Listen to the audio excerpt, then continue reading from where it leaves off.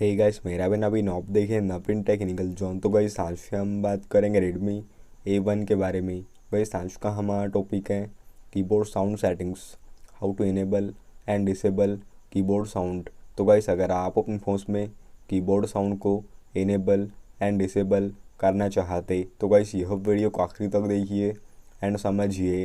And अभी तक आपने हमारे चैनल को सब्सक्राइब नहीं किया है तो प्लीज़ सब्सक्राइब कर लीजिएगा।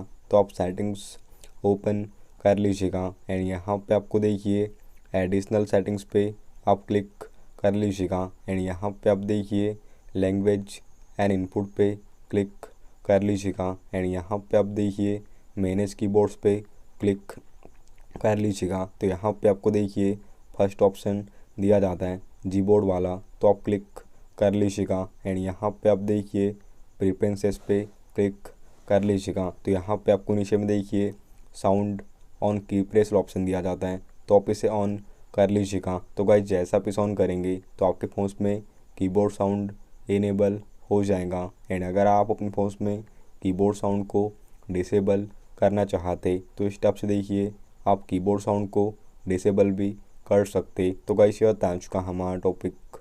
उम्मीद है गाइस आपको वीडियो पसंद होगी। आज के लिए बस इतना ही। Thank you.